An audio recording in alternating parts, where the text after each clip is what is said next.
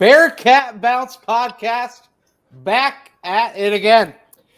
I am Brent Young, as always, joined by some highly esteemed colleagues, friends, comrades, watchers of games with me, if you will. None other than Aaron Smith and Chad Brendel. Aaron, Chad, it's a special day in the city of Cincinnati. So how are we? Recovery Monday. Oh, is that Monday with a DEY?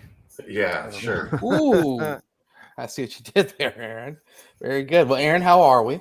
I'm still in disbelief. I'm still trying to wrap my mind around the fact that the Cincinnati Bengals are about to be in the mother effing Super Bowl.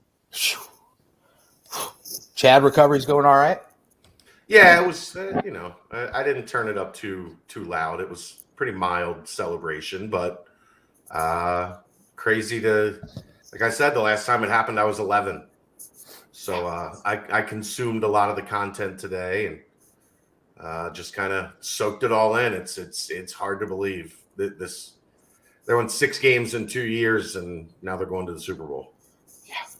Yeah. It makes watching SportsCenter that much easier. It makes opening up the Twitter sphere that much easier. All this, that, and the other. And we're going to talk Bengals and Who Day a little bit later. But one thing I'm still in disbelief about is that Danco Transmission is offering this crazy deal. If you go to Danco Transmission and you ask them, you say, hey, I need a little help on my car, and it's over $100 on the price, they're going to give you what, 60? Is it 60 today? 61? 60 today, yep. 60 today. Because the Bearcats went to Greenville, so obviously you knew it was going to be a little bit lower this week. But $60 off for your fix, over $100. Big time deal. Danco Transmission, mention BBP, mention Bearcats. Heck, mention our dear friend Brady Collins, right? I mean, this guy's all over the place. He's a man. He's a legend. A figure that many just simply cannot seize how important it is to have him on the BBP. And he graces us with his presence yet again. So I got to ask, Brady Collins, how are we? Doing great, man. Good to be back. Wish I could join you via cam, but I am in the truck. I'm on my way to pick up the daughter from gymnastics, but it's always a pleasure to be here. Voice is all we need. Voice is fantastic. I mean, you're better looking than all three of us combined, but voice is perfect. I mean, easy now. Easy. Hey, 3 4s is still better than 110. That's 12. Interesting. Very interesting. So math is interesting. I've got to open up the floor, Brady. And I've got to ask you because, first we're going to talk Bearcats, and then I'm going to circle around. We're going to talk Bengals because I know you're a Browns fan, so I don't want to, kind of hammer you down with the Bengals talk right away. So we got to talk Bearcats, and you're finally starting to post because obviously the workouts have kicked up. It's what, week 2, week 3 of it. So my question to you is, when you post these crazy speeds today, one that piqued my interest, one that I've seen kind of hit a little bit of the headlines, and I immediately texted the group and I said, yeah, we got to have Brady on now. Shimon Mateer.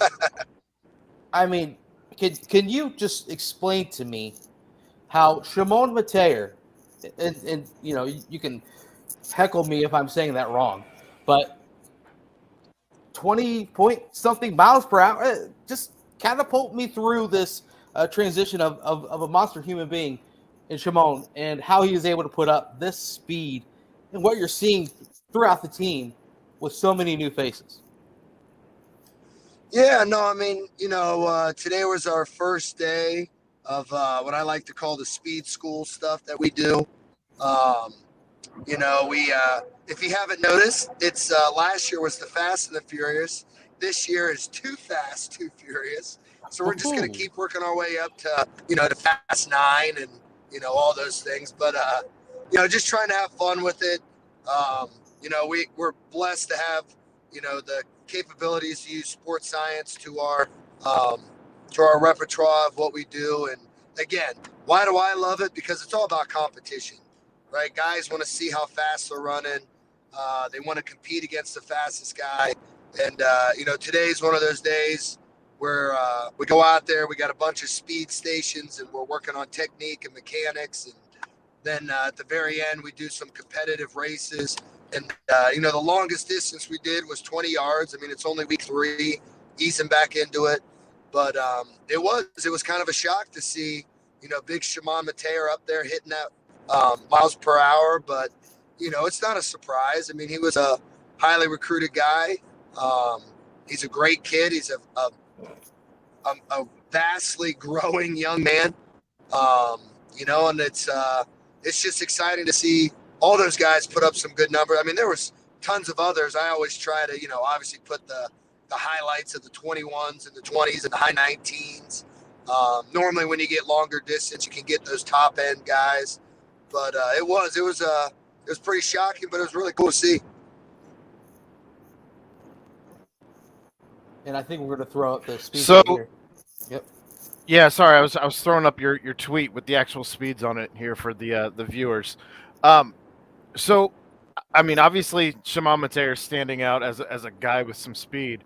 But now that you've gotten your hands on some of these guys, first off, is there anyone who's just kind of jumping off the page and impressing you right out of the gate? And then also, who's looking most improved since you last saw them in the fall? I mean, it was just such a short time from, the Cotton Bowl to when we started up. And, our guys, bless their hearts, they're eager, they're hungrier than ever. So they were never really gone too long, But, I mean, a lot of guys are really stepping up and kind of starting to impress me. My eyes are always kind of looking at that corner room just because we know, we lost 2 legendary guys. And, a guy that's sticking out to me right now that's really starting to, kind of mature and change his body and his work ethic is like a Sammy Anderson.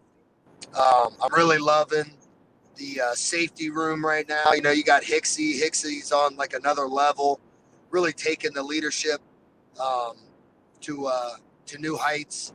But, young threats and Dingle and Amarion Smith, Isaiah Cox, all those guys back there, they're doing a great job. Will Adams still kicking ass, doing what he always does. Linebackers, it's just, I mean, the bodies are unbelievable. I mean, you got Wilson Huber, 6'4", 240-ish, and you got young Jack Dingle pushing 240, Dean Thomas 240. And just watching those big guys move around and run today was, really exciting. Seeing the young D linemen really start to emerge, Rob Jackson, the Watleys, the Damo Perrys. That, Damo reminds me a lot of like a Jabari. He's got fast twitch. He's strong, he's powerful, and he's just grown so much. But, I tell my guys every day, I told Coach Fick this the other day, I'm like, the one guy that's really standing out to me, and it's so easy to compare him because of his size, but he might be longer than Ahmad, is the JQ kid. He's a great kid. He's got a great personality, a great work ethic. I mean, he's like a sponge. I mean, you tell him one thing, he soaks it up, and, he's already put on like 10 pounds. He's getting stronger in the weight room. He's just a great kid. And, more than anything, I would give that a huge notch to Arquan Bush. I mean, Arquan is training with him every day and really, being an extension of me and spotting them and coaching them up and making them do extra and all that stuff. And it's been really cool to see. So you touched on it a couple weeks ago. You mentioned how you set up the workout groups and things of that sort. And you mentioned a couple that you were most looking forward to. Which ones have kind of caught your eye as far as you can see? Wow, this they're getting a lot of added momentum, a lot of added enthusiasm coming out of this group, or these youngsters, or different things of that sort. I mean, going into week 3, which we just started. Last Friday was a big competition day for us. Everything in the workout was offense versus defense. So, in the one group, we had the O lineman versus the D lineman, and the D line won that. And that was big because, you got a couple older guys but a lot of young guys on that D line. So to see them really step up, that was really cool. The linebackers versus the tight ends and running backs, they dominated that, which was really cool to see. But I would have to say probably the whiteout group as a whole is really starting to impress me, probably, just more so than ever. I mean, you got an absolute stud in Trey Tucker, Tyler Scott, Jaden Thompson's really improving. But just, top to bottom, even all the guys in that room, young Drew Donnelly, Wyatt Fisher, the new guy, Nick Mardner, really looking good. Will Pauling. There's just a bunch of good guys that really, they worked their ass off. And, like I said earlier, I mean, yeah, we lost two of the greatest players on the field, but even more so off the field in the corner room. So when those wideouts are competing now, they're, anything, it's kind of different because it didn't used to be all that. The DBs, those guys, they never lost anything. And, so I think it's kind of one of those things right now where the wideouts are really bringing the juice and pushing the competitiveness. But it's only a matter of time for the DBs step up and, really start making a name for themselves as well. I think it's interesting, Brady, on the wideouts, because usually when you do a complete overhaul of a room, like what we saw happen 2 years ago, it takes some time to bear that fruit. But because of Alec and the addition of Michael Young, it happened fast. But I think what people need to keep in mind is the core of that were the young guys, and they're just now getting into that third year, getting into that point where they're like becoming the leaders and veteran old heads in the program, if you will. And I think you speaking to that talks about that. It says a lot to that was a complete overhaul of that room. It was done masterfully, and we might just be at the tip of the iceberg in terms of what these guys are capable of. Yeah, no, I agree 100%. I mean, what Coach Brown's done with those guys, it's phenomenal. They really buy into his coaching, his philosophy, his styles. He's an unbelievable man and coach. And it is. I mean, you hit the nail right on the head. I mean, the core of that group, yes, it was, the Trey Tuckers and, even an older guy in Alec Pierce. And then you added the Michael Young, which, the maturity and just the pro approach that he took to everything and the general love of just being around football all the time. It just kind of seeped because all those guys kind of had that. And, Tyler Scott having a big year last year, Trey's always had some juice to him and all that stuff. But now, really stepping up and knowing that, all right, this is our time. This is our unit. We're going to really make some waves. It really is exciting because you got a lot of guys that are, they're not satisfied. They're starving to get better. They're starving to be, one of the best units that, has ever been through the university, which says a lot because I know there's a lot of big time guys, but they're just really starting to buy into that whole mantra that we have that, the only way to be the best version of yourself is that everyone around you is the best. And, well, how do you do that? Yeah, the iron sharpens iron and all that stuff. And it's just, it's been really cool to see. Got a two-parter for you.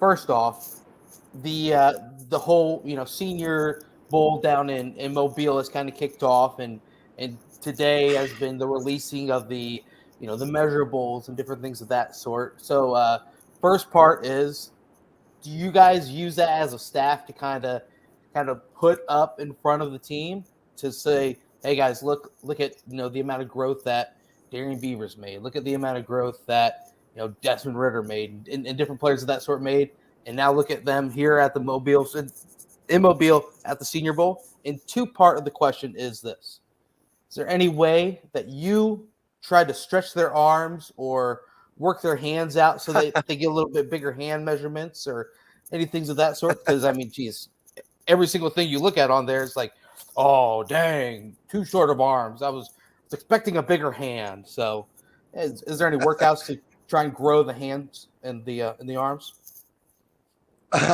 I mean, that's all genetic potential. I can't, I wish I could touch him and make him grow longer fingers and arms and all that stuff. But I mean, you know what's great about that is all those are just measurables. What you can't measure is their heart, their work ethic, their mindset, just who they are and what they meant to us and what they're going to mean to a future NFL organization.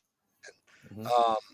You don't really use that stuff. I mean, straight away to kind of show and all that stuff. But I mean, no doubt I use all those guys in, my recruiting presentations down in the weight room. There's pictures of them all, with quotes on them that, all kind of emphasize and embody who they are and who they were and what they meant to this place. Because those guys will forever be remembered here, and not just because what they did on the field, more so off it in the locker room. But it's cool. It's that picture I saw with a bunch of them there. I mean, obviously, Cookie would have been there. He had surgery on his shoulder. He's going to be just fine. But, it's just exciting to see all those guys, and, can't wait to see how the week goes out for them. And, just what happens throughout the next couple months and all that stuff. But it's exciting. I'm surprised Cook wasn't there still after surgery. Like, just, the animal that he is, like, surgery, I'll be fine. I know. I mean, I told him that too. I said, why aren't you at least just going down there? He's like, oh, well, you know how Cook is. But no, he's doing awesome. If he was there, he would have played. That's probably why. Well, if he went, he was going to be on the field, right? He's an unbelievable guy. I'm blessed to still see him every single day. He comes in later in the day, gets his workout in, and, still get to talk to him and be around him. And, again, bright future in his path there. But it is, man. I mean, it's going to be exciting. I know, some of our coaches are going down tomorrow to Mobile to watch the practice and be around. And I would love to go and be around down there as well. But you know what? I got some dudes to train. So, but just so happy for those guys. Can't wait to see how, the next 2 months playing out for them. That kind of leads me into my next question, which was going to be, do you still see any of the graduated seniors or the guys that have been getting ready for the Senior Bowl coming into the locker room or into the weight room rather, and working out with any of the new guys? No, I mean, Cook's been the one exception. He's been in, getting his rehab and training every single day in there. But other than that, everybody's, they kind of head off to their training facilities and, wherever they're going to prepare for not only the Senior Bowl, but the Combine and all those things. So, but, keep a little tab on all of them, stay in touch with them. Everybody's doing good. And, can't wait to see them again, obviously, Pro Day when that comes around. And, right. Just making sure they're doing well. I want to go back to the team and working them out because, like you mentioned, you released the dues of the week, and most recently, Rob Jackson is another name that you've mentioned him numerous times. He's popped up numerous times, and it's kind of goes with the whole measurable thing that I mentioned earlier. He kind of fits the mold of all those different measurables.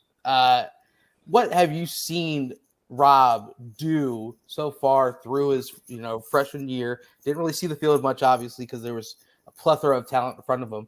But what have you seen him kind of transform or take on even more in the weight room? Because it seems like every single time that he's mentioned, he's got that tag of just very bright future to go along with him. Yeah, I mean, obviously they don't make, many guys that look like Rob Jackson. And but more than that is just, again, who he is as a person. He's got a great personality, his work ethic. He's just improved every single day, every single week that he's been here. And he's still just so raw. I mean, he only played a little over a year of high school football. And, he was a big time basketball player. Now he's here and, he had a season of getting coached, but, couldn't really do too much besides scout team and all that stuff. But he always found ways to get better. And then, just like all these young guys in the weight room, whether it happens fast or it happens slow or it's a methodical approach process, they just really start to grow. And,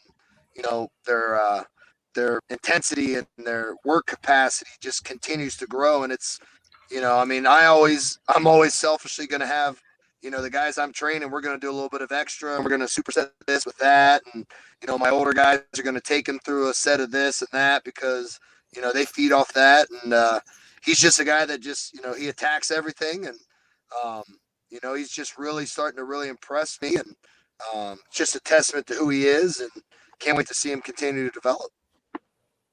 I was going to bring up dudes of the week as well. We're used to seeing names like a Juwan Briggs or like a Lenny Taylor, but there's a lot of new names, new faces. Brian Threats, Will Pauling, Jack Dingle, Rob Jackson, aforementioned, and David Jones. David Jones might be the most interesting name to me on this list. What's he been doing in the weight room that's impressed you to earn a dude of the week? Every Friday after the conclusion of the week, I get with my staff and we just kind of, we talk about everything, talk about the week, talk about the workouts and, what's coming up next week. And, I ask everybody, say, hey, who's someone that really stood out this week? Like, not because they hit, this amount of weight on bench or squat or deadlift or, whatever. It's all right. Who made their body weights every day? Who's pushing others around them to the level that, we hold them to as coaches, and yet, they're instilling the greatness in them before themselves, and just all these different types of things. And, a lot of those guys that you mentioned, the Lenny T's and Juwan Briggs, those guys, yeah, they were probably dudes of the week last week or the week before, and are doing a great job. It's just, we're always really, I'm a huge, fan of trying to pump up guys as much as I can. It's never about me. It's never about my staff, anything like that. These kids do so much, and all I want to do is give back and reward them as much as possible. So when we do see things and, they kind of continue to carry on and really stand out, and, my guys are like, who had a really badass week? Dave Jones. And you're like, all right, yeah. Did he make his body weight every day? Yes, he did. Did he check into breakfast and lunch on time? Yes, he did. He has no issues. Academics are good. Okay, cool. Absolutely, he's the dude of the week. So proud of him. He's always been great in the weight room. I think his biggest challenge is going to be transferring that to the field and to academics in every aspect of his life. Because just like we tell all these kids, it's not just football, and it's kind of stuck in my head right now, but I've been showing it in my recruiting presentations the past couple weekends. There's no surprise with the team success that we have and the correlation to the team GPA. We've had the highest team GPA every single year since we've been here. And why does that sound so shocking? Because we keep winning. And that, there's no surprises. You can't be really great in one area of your life and really shitty in the other and expect results. So really proud of that. Thankful for our academic support system at UC with, Miss Carrie and all her crew. They're unbelievable.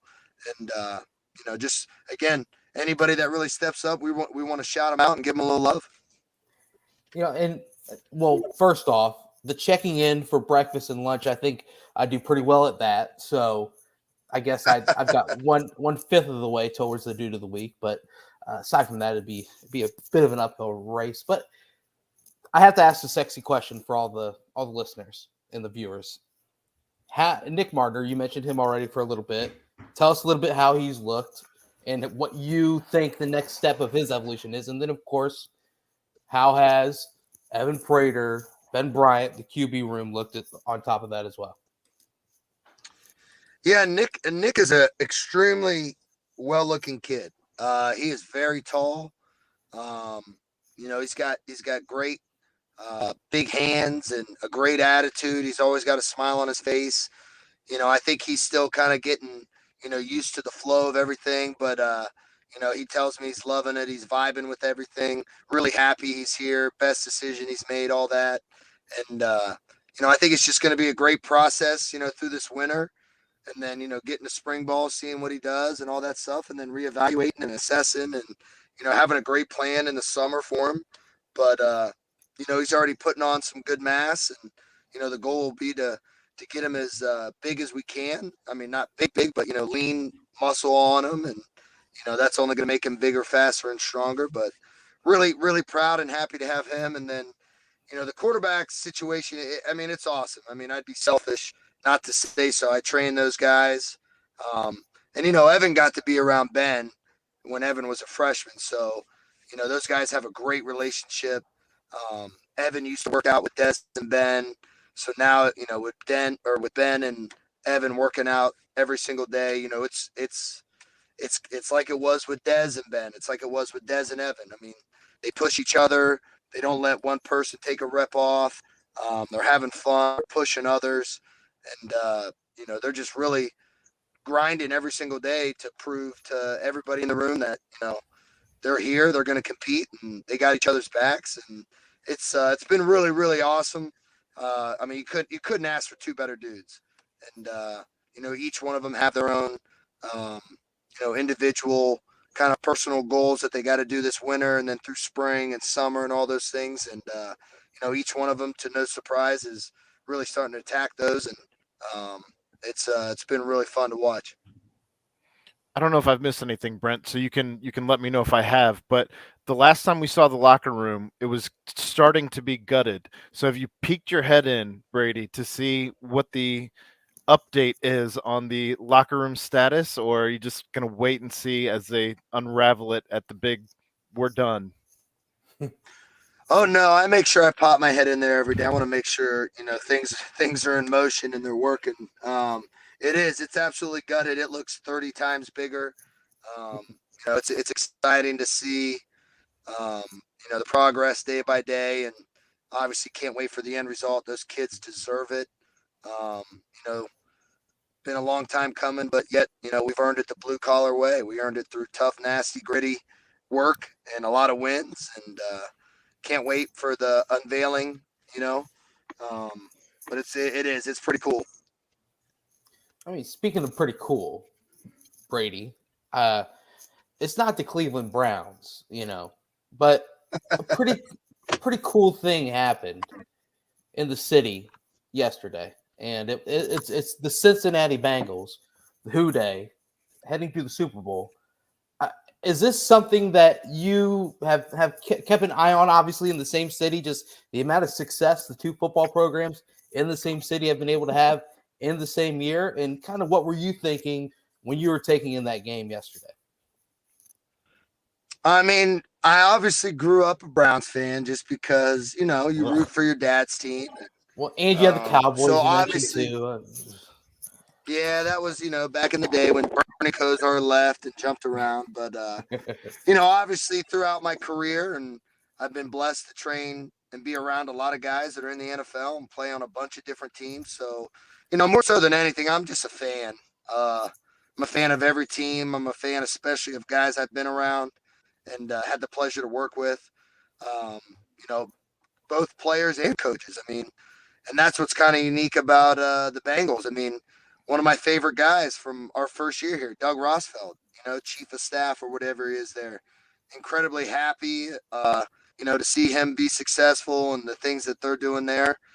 Um, you look at a bunch of players on the Bengals team that I've been around: Sam Hubbard, Joe Burrow, Eli Apple, Von Bell, Isaiah Prince.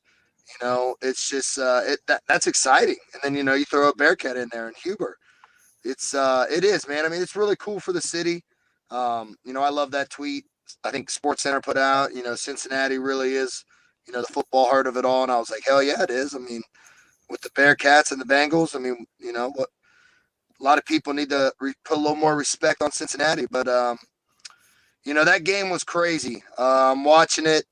The kids are going crazy. Wife kind of had a little stomach bug, but everything's good. And, you're just watching it going into halftime when the Chiefs kind of ran that one play as opposed to kicking the field goal and they didn't, score. You're just kind of like, that just seems a little funky.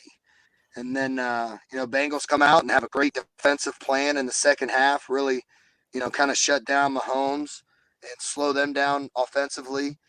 And then kind of start getting things humming. I mean, it was exciting. And I know a lot of people, they praise Joe Burrow and Jamar Chase and, all the offensive weapons that they have. But, I've been more impressed with their defense more than anything, just because, those guys, they just keep coming after you and find new ways to challenge you and stop you. And it's exciting. I mean, I was messing around with a bunch of our guys today. I said, who are you rooting for, the Bengals or the Rams? And, they'd be like, oh, Bengals, oh, Rams, oh, Bengals. And, I was like, man, this is tough for me because we got Marquise Copeland, that is a dog, and he plays a lot for the Rams. So, but it's exciting for the city. I'm extremely happy. I'm extremely, invested, and, it definitely makes the Super Bowl kind of more enjoyable this year watching, knowing you got, a lot more guys on the field and on the sidelines that, you've had the opportunity to be around. Go ahead, Brent. I know you got the question. Oh, well, I'm looking at time. I was looking I'll at ask time. the sexy question again. Go ahead. Of course. Joey Burrow, you brought him up. He is absorbing all sorts of headlines, whether it be him mentioning the ice on his jewelry is real because he's too rich to not have real jewelry. But aside from that, do you have a Joey Burrow story at all? Because I know you guys kind of intersected times there at Ohio State together. So, and any Joey Burrow stories that you can unleash on the faithful here?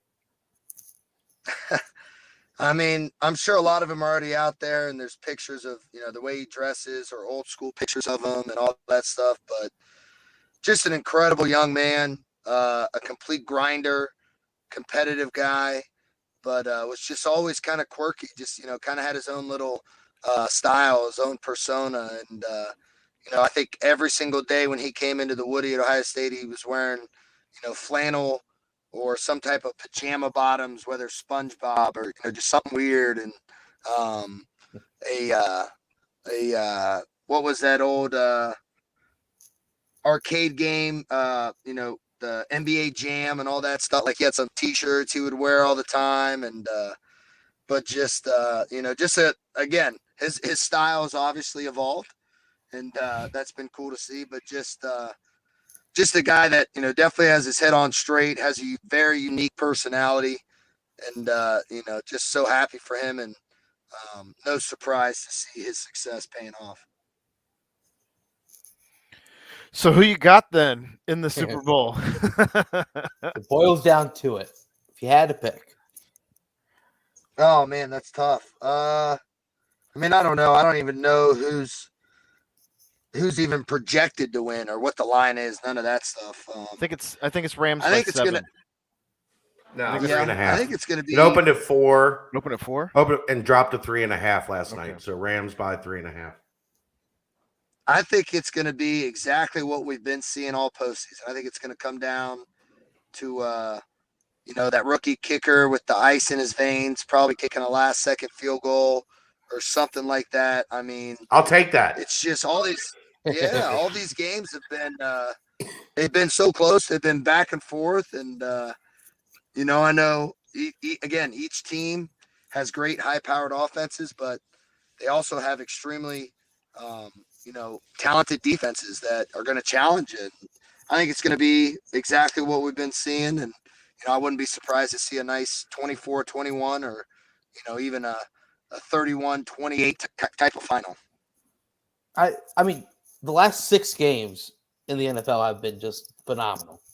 There's no better sport than football. And I mean, if you didn't watch any of the last 6 games, then I don't know what you did, but Brady, did you see that? Do you see the guy that hit the exacta? No, that's crazy. He bet $20. He guessed Cincinnati 27-24 over the Chiefs, and he guessed Rams 20-17 over the 49ers. Guess how much you win for guessing the exact same score of both divisional or both conference championship games? $20 bet. 100. What did it pay? $100,000. No. Just under $600,000. Wow, that's pretty impressive for a $20 bet. I mean, the odds are just crazy. Well, yeah, it was like 22,000 to 1 on the Bengals Chiefs getting the score right, and then 13,000 to 1 on the second game on Niners Rams, and then you roll those 20 times each, and you get it's like $578 or something like that $1,000 was the winning ticket. That guy had a good night. And he's got a that's time pretty traveling impressive. machine. He's got the almanac from Back to the Future. Oh, it's the best. That's top 5 movies right there, the trilogies. Oh. Look, Back to the Future, man. Would you get those shoes, the McFlys? Absolutely, 100% I would. I think you would have to hit the Exacto to be able to buy them, right? I'm pretty sure those are going for a pretty penny. But no, I mean, yeah, it's been so much fun watching this, and I mean the success that the city of Cincinnati has had. It's just, man, it's brewing. It is exploding. So, does it make you sad a little bit? Because I mean, as a Browns fan, you're seeing Odell Beckham kind of go off a little bit for the Rams, looking like a whole new player over there, and then of course you have the Bengals. I mean, gosh, it's got to be tough for a Browns fan, Brady. Again, I'm not an extreme diehard Browns fan, but I grew up rooting for the Browns because of my dad. And as I have evolved and have been blessed to be around a lot of great, talented coaches and players, I am a fan of every team. But no, I mean, again, if it's I mean, not only just because we're right here in the heart of Cincinnati, but just, the AFC North, that's what I've grown up in. I mean, being from Ohio, and, I think that's some of the best football throughout all of, the NFL history. And, just great coaches, great teams that play tough, oriented, defensive, hard-nosed, pound the ball and all that kind of stuff football. And, it is with the Odell Beckham thing, I'm happy that he's somewhere and he's providing value and he's, happy and doing well and all those things. But, gonna be a great game, that's for sure. Cincinnati Public Schools are giving their kids off the day after the Super Bowl. Are you gonna give the day after the Super Bowl off to your guys in the weight room? No. Everybody but Malik Van because he's a Steelers fan. Sheesh. Everybody will be in the weight room that day. That is for sure. Working Brady, off those chicken wings. What do you guys normally do for the Super Bowl? Anything? Have you guys gotten together and watched the game, or is it kind of just one of those everyone goes their own way? It's kind of falls in a pretty okay time to put something together if need be. Yeah, I mean, in the past I've had my guys over to my place.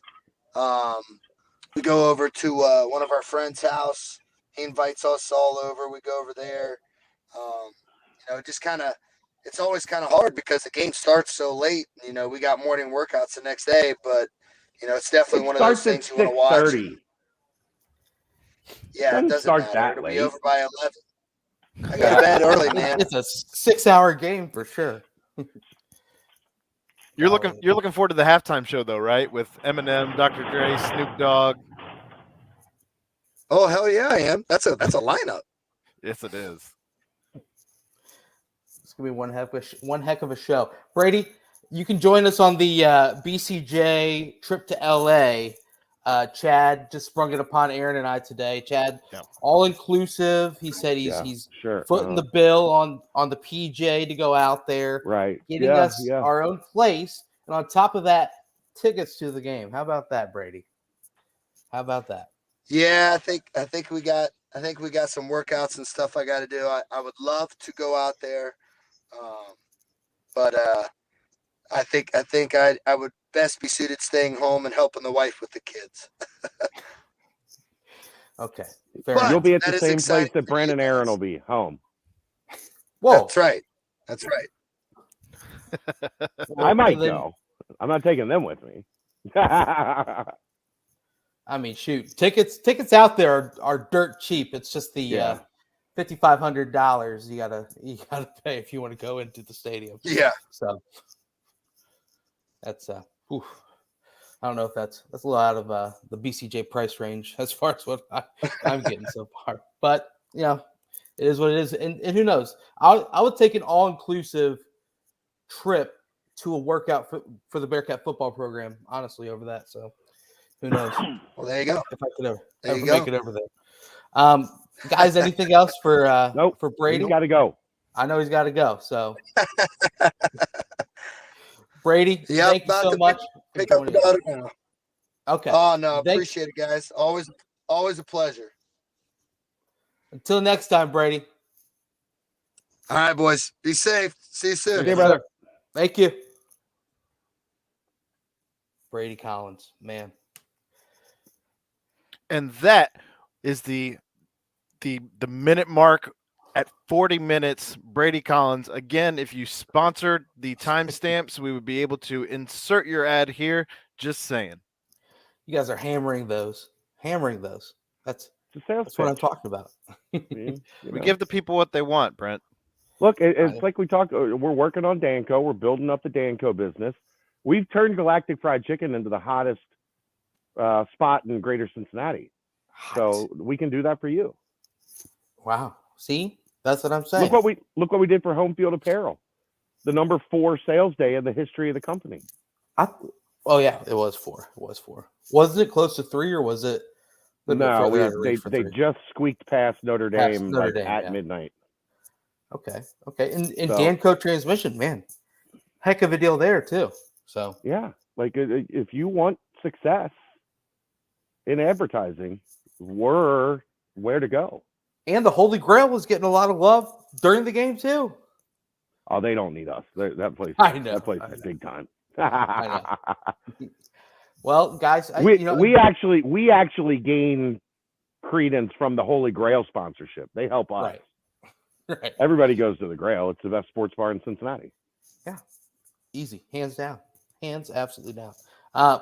So after just hearing from Brady there, guys, it seems as if this team is still so many new names, new faces trying to make a name for themselves. I mean, seeing Shimon Mateer's name there today was kind of just That was jarring. eye-opening. Yeah, it was, because you constantly think about Josh Wiley and Lenny T, and Lenny was the dude of the week this past week, and then all of a sudden you see Shimon in there as one of the top speeds right underneath Drew Donnelly. I just think it's the amount of new names is jarring, Look, and before you Trey know it, it's Tucker- going to be like, wow, yeah, Trey Tucker and Drew Donnelly were legit, like, state champion level track stars.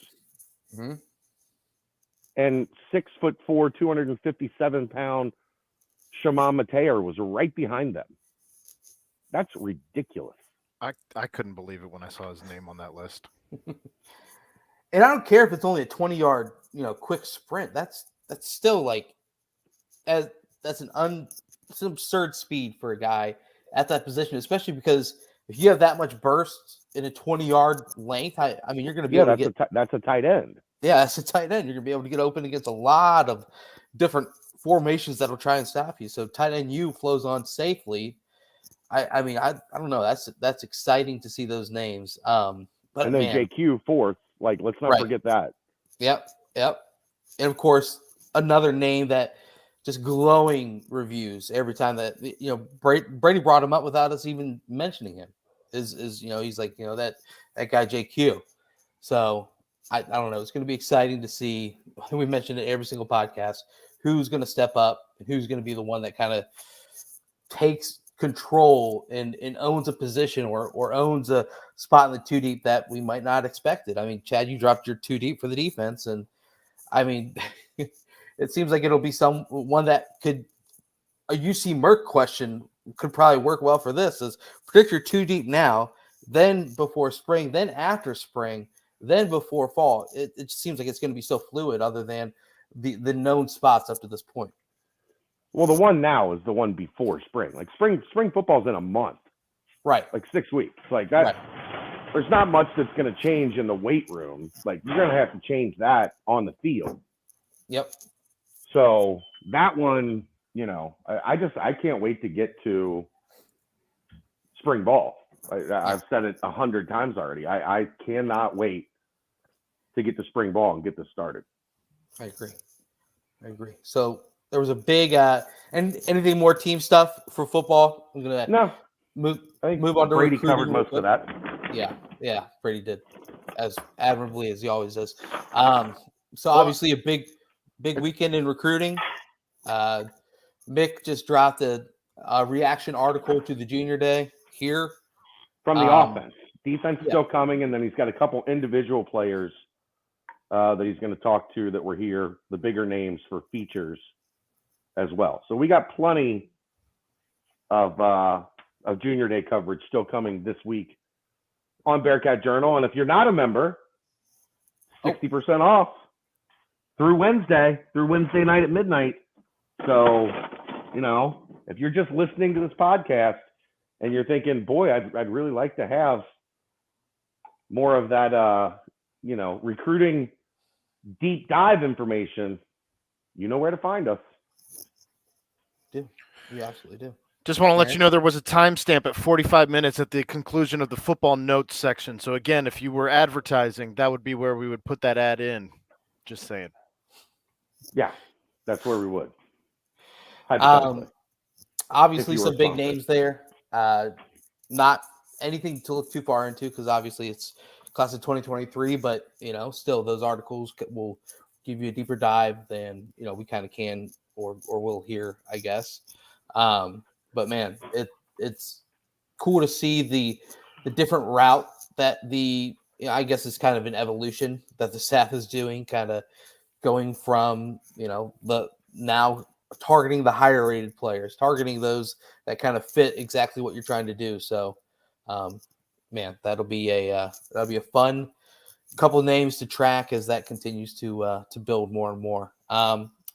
Next, as far as that, I mean, we got to just wrap up basketball recruiting, and then we'll dive into basketball real fast. But nothing really on the basketball recruiting front, I don't believe, other than nothing big time. They've had a little bit of space between games, so they've been able to kind of start watching some senior tapes and watching some JUCO stuff. But I think the majority of that is going to come from the transfer portal, and we just won't find out about that until we get closer to the end of the season. So we'll get there, but we're not there yet. That is what they say. If you build it, they will come. Just gotta let it keep building, man. But aside from that, obviously the commits are all look like they're having good moments and good games up to this point. So obviously something to track there as that continues to build. But I think the important thing for recruiting is you're getting to see what West Miller basketball looks like, and it's clearly guys playing with some freedom. Which is what players want to see, and it's guys playing fast, right? Which that's what kids want. They want to play up tempo. They want to be able to play with the ball. They want to be able to be in a system that's player friendly, and this is very much a system that's player friendly. So I think that's the best thing you can ask for in recruiting right now is that you've that you've got an opportunity to kind of establish this is what we're going to look like. So, yeah. And well, speaking of player friendly basketball, that scene in the locker room in Greenville, which I sure as heck hope if we've got one more season of AAC basketball, I sure hope there's not a road game in Greenville, North Carolina on the schedule. But aside from that, the scene in the locker room after the win for West Miller's 200th career win, that right there is it's a sight to see from what we kind of endured as a fan, as fans and media heads as well last season. Now seeing that in the locker room, man, it's crazy cool to see. First off, the 200th career win. Second off, just how much it seems as if this team is bonded, especially around its coach. Yeah. I mean, they're getting there. The process is not quick. It's not easy, but I think you can see this is a team more than anything. This is a team that's playing hard for their guy. When's the last time you really wondered, even in the Temple game, even in the ECU game when shots weren't falling, there was never a question of like, are these guys getting after it? Like we haven't seen that since what, the first half against Tulsa, Right? where they came out flat, like Tulane. Tulane, same fucking thing. I know. Tulsa, same thing. I saw that. But you're looking at like what 6, 7 games now, 8 games now in a row that these kids are really maxing effort and getting everything they can out of their talent and ability, which right now that's all you can ask for. Yeah. Aaron, you kind of had been just as a hop on the Twitter sphere during the whole entire day on Sunday, you were kind of that level-headed, cooler heads prevail source for both games and both situations, if you will. What were you thinking as yet again a larger lead in the second half in a fully packed, joking arena all of a sudden starts to dwindle away, and every call gets a little bit more just what was that? Every made basket for the opponent is a little bit more of like, are you serious? And then before you know it, there it was at the end of the game. Needed a game winner for David DeJulius. What was going on through your mind as that second half was just incurring the rage inside of my my brain and my heart? I mean, the whole game was terrible. I have no problem calling it what it is. Like, it wasn't a good game, if we're being completely honest. Right? Is that the AAC, guys? Yes. Can we just flat out say it's like a contagious thing? I know, I'm not saying that the Bearcats play down to their competition, but man, it just Playing on the road in conference, man. That's Right. not an easy thing to do. It's hard. But like ECU is stinky, man. Their offense would look terrible numerous times, and it just felt as if it was just like bogging down the game as a whole. But Aaron, continue with your thought. I mean, at the end of the day, they held a team to 5 field goals in the first half. Unfortunately, they were all 3-pointers because Right. that's the way that we play the game these days.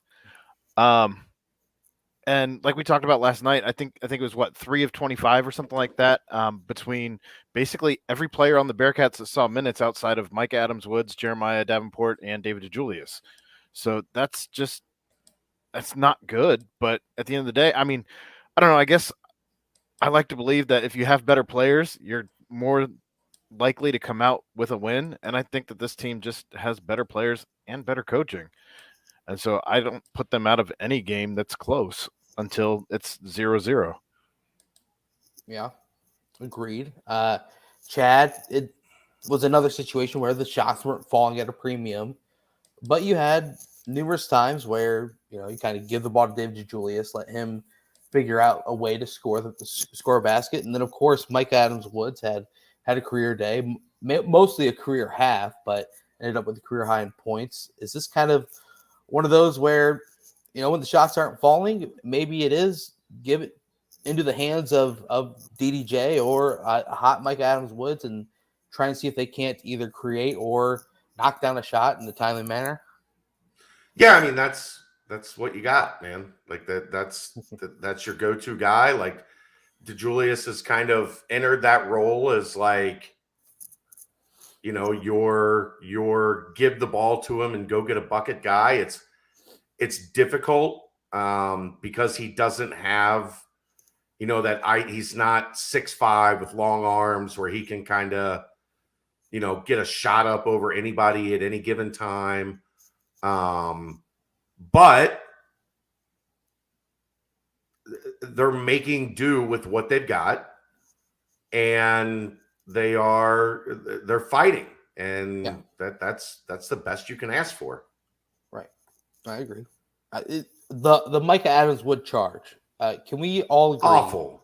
Can we all agree when you're playing on the road, and it's kind of a momentum churning moment where there it is, East Carolina making their run. The crowd of hundreds was really getting into it. And then all of a sudden, a very bad call. Like the whole block charge thing with that momentum behind it, it's almost going to be a charge 100 times out of 100 when that could have been a 3-point play for the Bearcats in a way to just completely shut the door. I just don't understand how you can make that call when he's already in the air and the guy slides under him. Now, granted, he slid from the arc or the circle inside under the circle to outside the circle. Right. Yeah. But what are we doing here? Like, that's not why that rule was invented. That's not why. I don't know. Like, and I wouldn't be surprised if the NCAA changes the rule on the falling into somebody as you're shooting a three the way that the NBA did. I think the NCAA will probably catch up to that. But I think you have to fix the charging rule. Everybody hates it. It slows the game down, as if shooting threes all day wasn't already slowing it down. I just don't know why, when you are trying to go to the hoop, that you're going to have a call like that change the entire momentum of the game. It's so stupid. Oh, it makes me. It literally makes my blood boil. It's so dumb. It's like asking them to shoot more threes. Like, you can't go to the hoop. There's no legal guarding position in that situation. The guy was coming from under the basket to outside the circle while moving and sliding underneath as an off-ball defender. Like, if I'm of the belief charges should only be. I like the charge when it is levied to the on-ball defender. Like, if you're down in the stance and you're guarding the shit out of a guy and he puts his forearm in you to gain separation, you deserve that call. Right. When you're just some slapdick 10 feet away from the play and you run over and fall down, that's not playing defense. It's not playing defense. It's playing within the rules, unfortunately, but yeah. It's not because he never gained legal guarding position. Well, within the officiating rules, I guess, which is a whole different thing. I don't know. It's kind of as if you knew that, like, he was making the call before there was any contact at all. It was a charge when Micah got past the free throw line. And it was called before the contact was made. Yeah. Oh, so I don't know what to tell you at that point. The whistle was blown before the contact was made. Yep. Agreed. And garbage. 26-year-old Vance Jackson again has a huge game against the Bearcats. It seems as if it was like last year it was Brandon Mahan at UCF that would always just have the singular massive games against the Bearcats, and this season it was Vance Jackson. Luckily, Bearcats came out 2-0 in this matchup. But man, Tristan Newton, he's been one of the better guards in the conference all season. Bearcats clamped him up until the very end when he starts to get going. Was getting numerous beneficial whistles. The home court whistle, great shots though. He did. Yeah, I mean, his first made field goal was a highly contested end of the shot clock. Yeah. What? 15, 17 footer? 17 footer, yeah. Yeah. I mean, tip your cap to him, but still, it was a game where I couldn't be more happy for David DeJulius. It sounded as if in the post-game presser that David probably took the whole end of the Temple game pretty hard. And, after countless games and numerous people talking about it, David obviously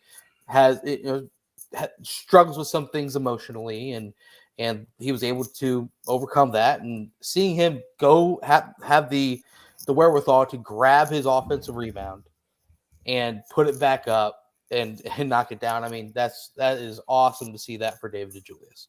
Well, he did a great job playing through contact, right? Right. Yeah. Played through contact, stayed on balance. Like, this is why when everybody talks about, like, going up strong, going up with a solid base, that's why. So that if the shot misses, you're still in a good position. Not only do you have a better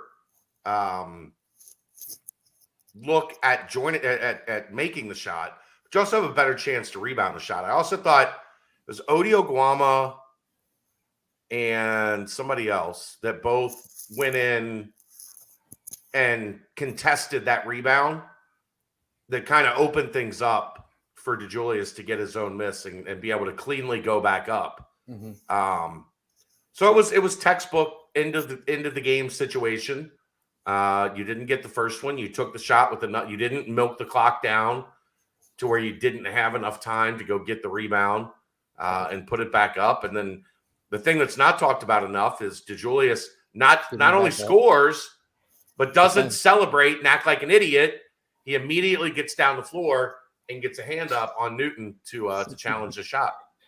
That wasn't a shout out to the 4 overtime UConn game, was it? No, because that shot wasn't. It was mathematically impossible for that shot to happen in 0.8 of a second. So was that charge call on Mike Adams-Woods? What is going on?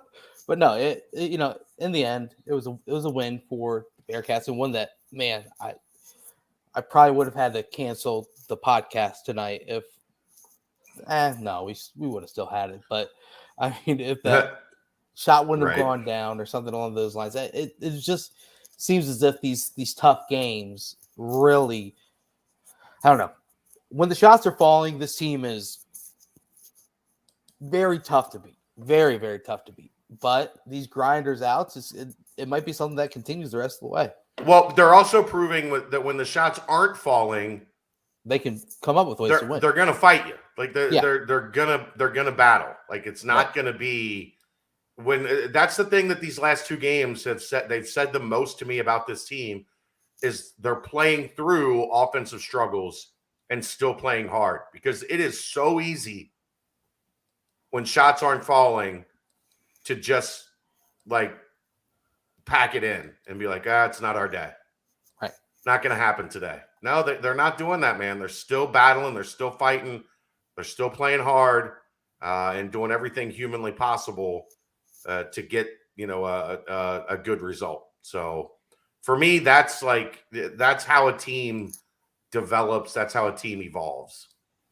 I think that kind of goes back to the point Brent was making at the beginning of the basketball talk, though, too, where you saw the celebration in the locker room. You saw some of the guys tweeting out after the game, "Congrats, coach, on your 200th win. Let's win some more." And I think that shows just how much this team believes in their coach, and vice versa, to be quite honest, that they don't give up in games like this.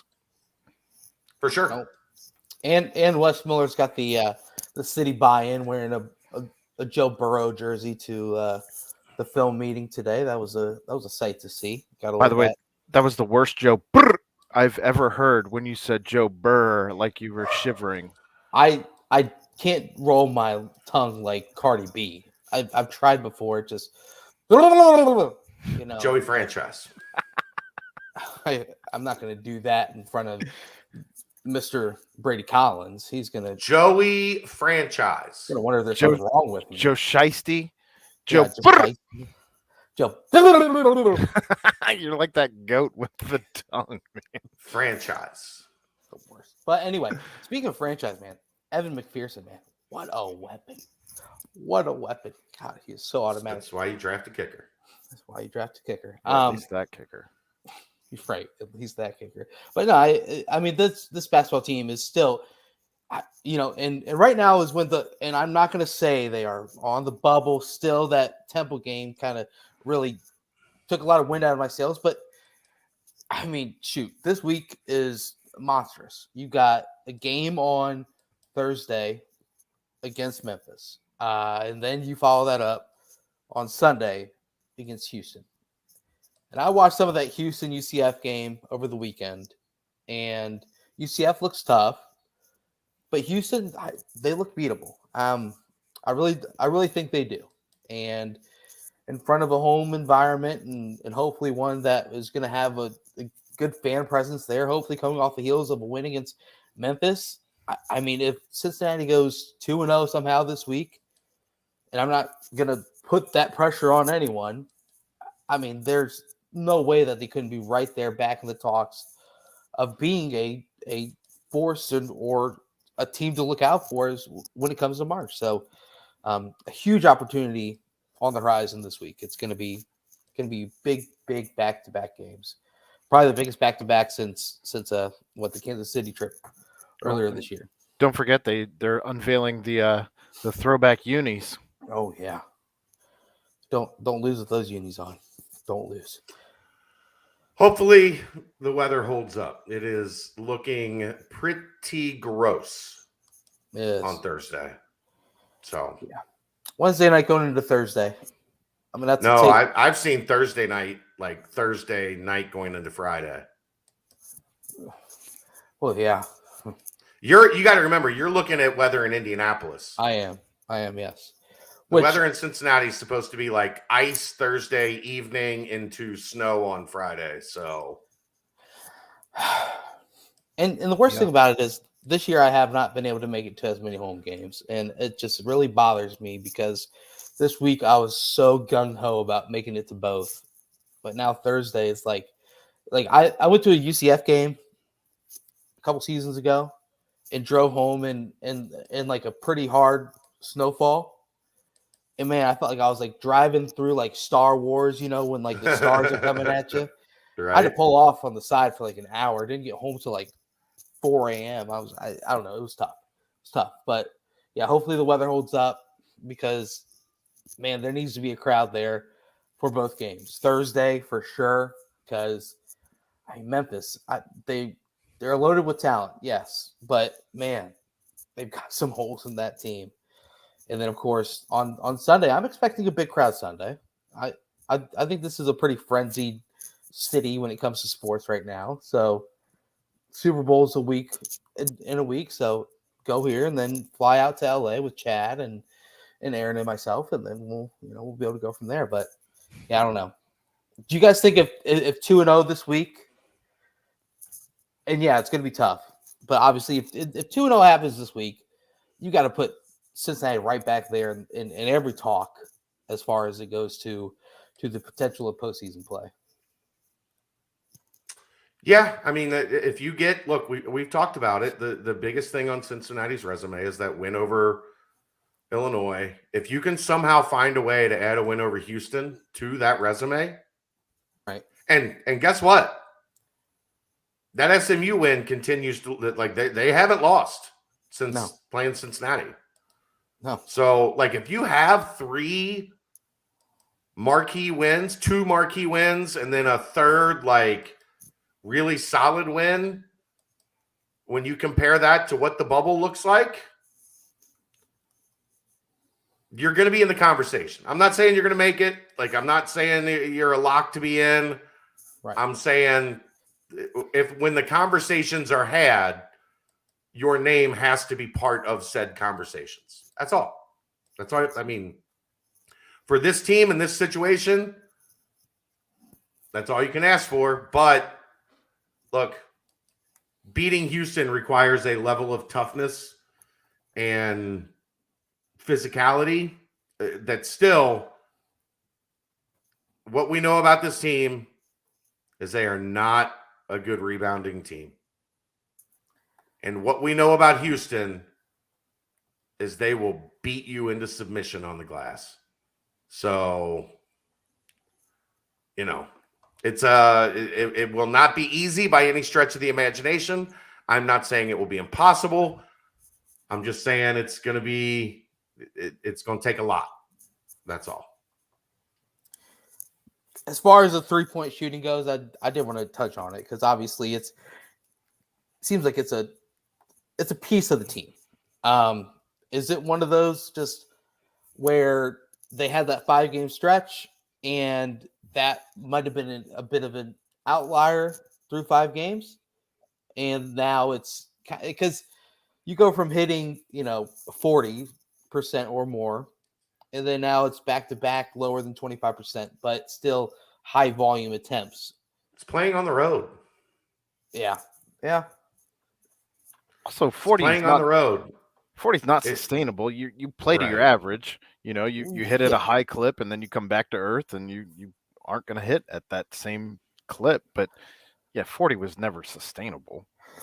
I mean, it was what, 44.9 or something through those 5 games. That was that was fun.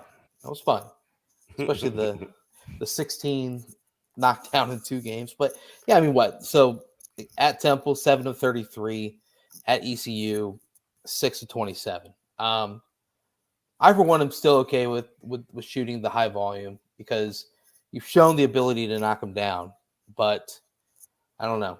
It seems as if a water finds its level situation, and hopefully in these big games that matter at home, like you said, that's when the numbers do start to even out a little bit more, where those 25% rise back up. So we'll have to see. Proof will be in the pudding on Thursday. Proof will be in Yes, the pudding. sir. Yes, sir. Well, we're kind of breezing through today, guys.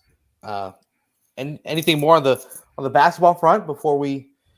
And I actually don't want to dive into the BBP mailbag quite yet, but I do want to just ask, guys, because I'm sure Aaron, you'll probably talk about it on the PTP tomorrow, and Chad, you might on the BCJ pod, but kind of just wanted to hear your overall, just how you took in the whole Cincinnati Bengal experience yesterday, and kind of just your thoughts on what it does for the city, for the sports outlook. Is this the highest this come from behind upset of the Goliath, I guess you could say, which was the Kansas City Chiefs, even though the Bengals beat them earlier in the season. Where does this level up for you guys as far as your favorite Cincinnati sports moments? I mean, we don't have a whole lot of favorite sports moments because they always lose in the big moments.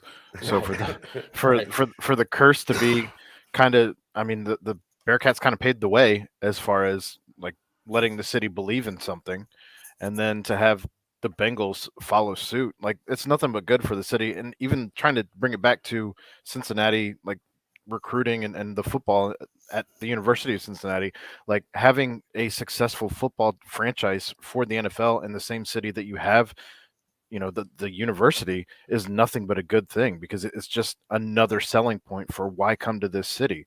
Well, because we have this, we have this, we have that, and it's creating an electricity and a vibe in the city that we haven't seen here in a very, very long time. Like, you get glimpses of it with like a Reds opening day, or when Andy Dalton was making the playoffs, we had a little hope, but when you lose over and over and over and over, it's hard to continue to believe. And now you have a guy who refuses to lose, no matter if he's on his back 9 times, no matter if you're down 21-3 against arguably the best quarterback in the league right now. So yeah, I mean, it's, again, nothing but a good thing for the city, nothing but a good thing for the energy here in town, for the fan bases all around, because a lot of people do piggyback one off the other with going from the college football season right into the NFL season, and their Saturdays and Sundays are consumed by Cincinnati football. So it's, again, just nothing but a good thing, and it's been a long, long time coming. True. So I've been in a weird spot, because we talked about it a million times. I've been emotionally detached from the Bengals for a while. I still watch every game, but I've kept myself from being emotionally invested because it didn't go well. Like I probably should have not stopped it, but I just got tired of like the disappointment of week to week, year to year, watching a team, when they're good, they never lived up to good. Right. And when they're bad, they're so bad. Like there was no reward. There was no light at the end. The light at the end of the tunnel was always a fucking train. Always. Yeah. And it made it to a point where I was like, look, because of work and because of like my place in the city now, like the sports landscape, I have to watch. I have to like be knowledgeable and educated. But I'm not slamming the door and like kicking the dog when they lose like a game that they had no business losing. Mm-hmm. So I have really enjoyed watching this team because they're a connected team. They're a fun team to watch. They've got a phenomenal leader in Burrow. They all of those things get you more invested. But I've had a hard time. Like, I'm not going to fake, like, oh, my God, I've been so diehard for so long. Like, like Like I watched the Raiders game with my childhood best friend. Mm-hmm. And then I watched the divisional round and the championship round with my dad. Right. And it was pretty subdued. Like, high fives, fist bumps, but they were we weren't hugging and crying. Where I've gotten emotional is watching videos of the people that didn't emotionally disconnect, right? Like the people that just took the abuse face first, like Aaron, just hit me in the chin with it and give me another. Yep. Those are the people I feel awesome for because they deserve. I don't deserve. I got out in front of it. I was like, screw this shit, man. I'm not gonna live and die by your antics anymore. Right. And you have to give a massive amount of credit to this front office for over the past 2.5 years getting it right. Now, they needed to bottom out. They were the worst team in the NFL at the exact right time.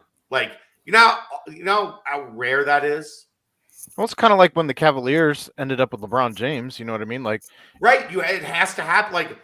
Think the Cavaliers were also they took Anthony Edwards with the number 1 overall pick because that was the worst year possible to have a number 1. If you have the number 1 overall pick in this year and you don't trade it, you're a clown. Right? You're in the worst possible year to have the number 1 overall pick. The Bengals were the worst team in the NFL at the exact right time. Right. And there's nothing you can it wasn't like everybody was going into that season Joe Burrow is, the shit. Mm-hmm. By the end of that season, everybody was there. He wasn't even the first quarterback off the board. Right? He was the 5th or 6th quarterback going into the season. Yeah. So they got but then what they did in rehauling, revamping, completely reconstructing this defense, I talked about this on radio a lot coming into the season. I had them at 6-7 wins. And the reason I didn't have them at more is because we'd never seen any of this defense play together. Maybe they're great. Maybe we were coming off of 4 seasons where they were the worst defense in the NFL. Historically bad. So it was I can't have the faith yet to get to 9-10 wins until I see if this defense is legit. Well, what's won them the 3 playoff games? In large part, the defense. Yep. The offense has been dreadful in the red zone, turning red zone drives into touchdowns.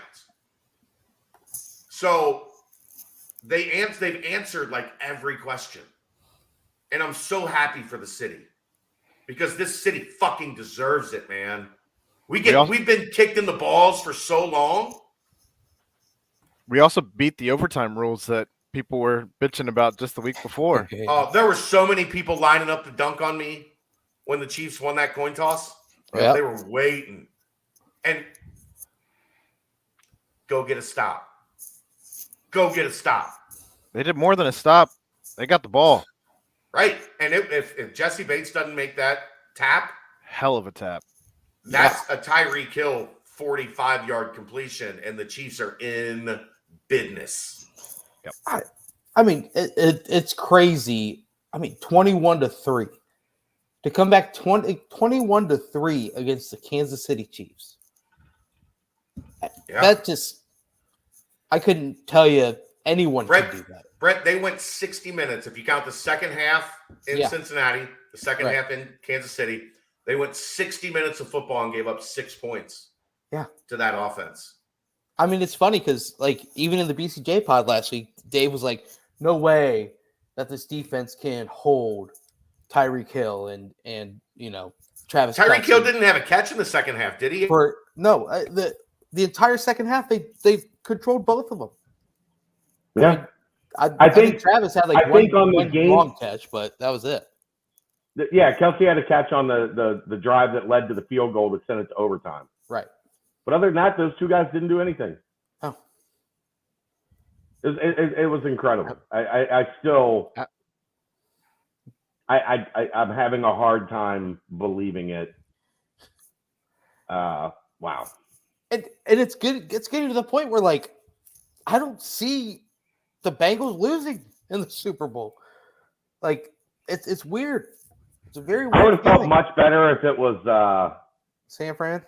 Yeah, because I just feel like that would have been like the one, like, we got unfinished business. Right. And outside of Deebo Samuel, like, that San Francisco offense is Right. Both of those defenses. Did you know that the Rams have only given up 20 passing touchdowns in 20 games? Yeah. That defense is a menace. Right. And they've got, between Stafford, Cooper Kupp, OBJ, Cam Akers, like they've got some offense. Like, They do. the Rams are going to be a problem. I was hoping San Francisco won that game for real. We mentioned all those names, but literally we're just playing at Kansas City in a true road environment. Yeah, sure. I'm not saying it's impossible. What I'm saying is, I would have, like, if you're comparing the Rams and the Niners, yeah, you want the Niners, even though, like, the Niners defense is outstanding, right. but the Rams defense is outstanding, and, like, they've got legit offense. So it should be a hell of a game. I'm so tempted. Like, I'm not spending $10,000 on tickets to go to the Super Bowl. But I'm so tempted to go out there and just like spend experience a Super Bowl weekend. And I bet you could get credentials. I don't know that they would I'm not. It wouldn't be going through the Bengals for credentials. And one, why would the Bengals credential me? I've never been to a Bengals game as a credentialed media member. True. And two, I don't think the NFL would be like, oh, Mo Egger has written 2 columns about the Bengals for your site. So, yeah, you're in. Hop on board. Yeah, I know. But it's worth a try. Oh, wow. You got the PTP under your umbrella, too? You're in. Yeah.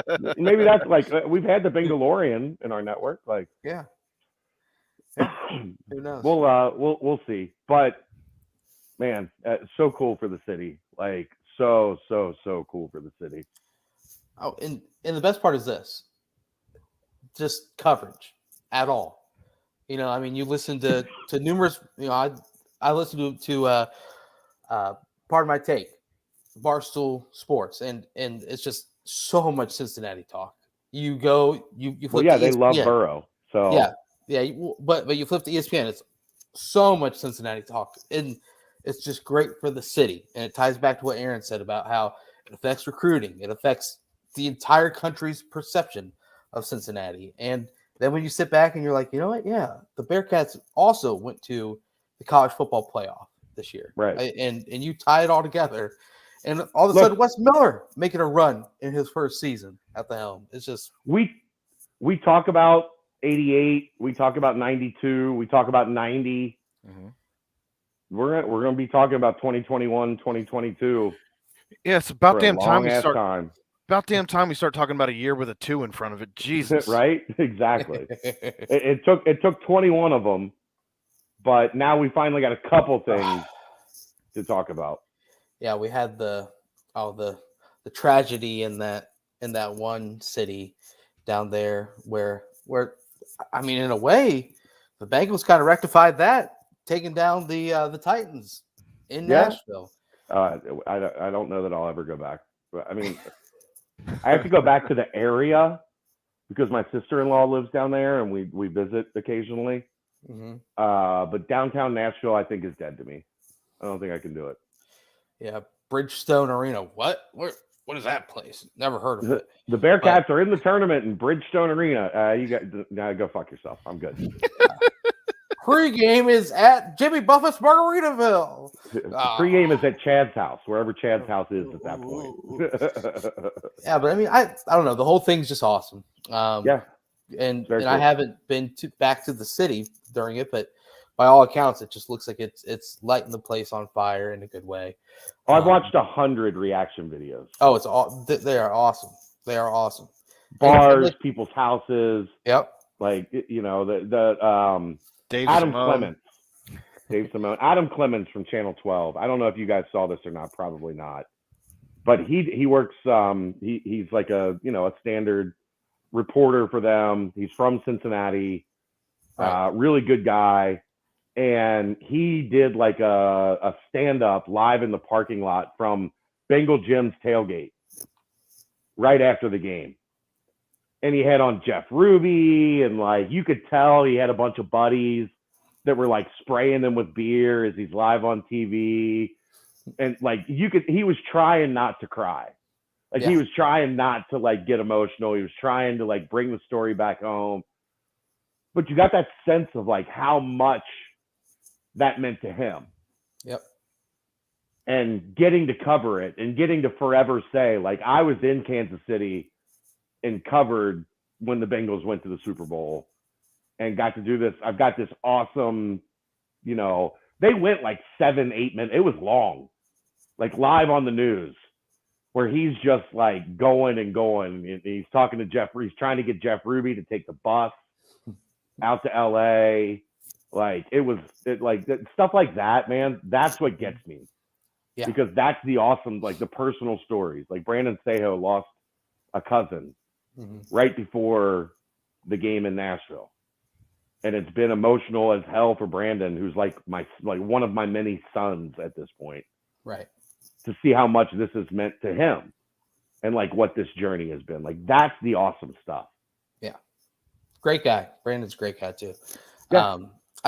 Another person who I kind of saw that was similar to having these high emotions, it was Boomer Esiason on the panel when he was just on the camera. They never passed it to him, but it looked like his eyes were watering up and he was just kind of soaking it all in. It could have been the extreme cold, but no, I think but they kind of stayed away from going to him. They did. They were like, we're going to let Boomer, like, we're not going to make him cry. Like he was going to cry. Yeah. If they came to him and he right talked there. about what it meant to him, he was going to cry. They saved him from that. Well, and only over the last like week or two has he fully embraced publicly that I still love the Bengals. It was like he was trying to be. No, he was trying to be objective, but like he did a lot with Burrow when Joe got drafted. Like, I don't think he's hidden it, but he's tried to be like nonpartisan. Put up the feeling of like I'm not just a Bengals homer until it's time to be a Bengals homer, and then it's like, yeah. This is my franchise. Pick the only one I saw literally like anywhere to pick the Bengals in the last 2 weeks. So it was Boomer. K. Adams. Well, those two. Yeah, and those two are die hard like Bengals. I mean, it's awesome. It is awesome. And Dave picked Kansas City, by the way. He did, and he better. Wait, he did pick Kansas City?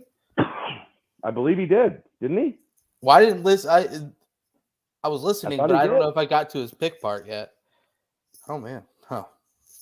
Aaron, you were there. Didn't he pick Kansas City?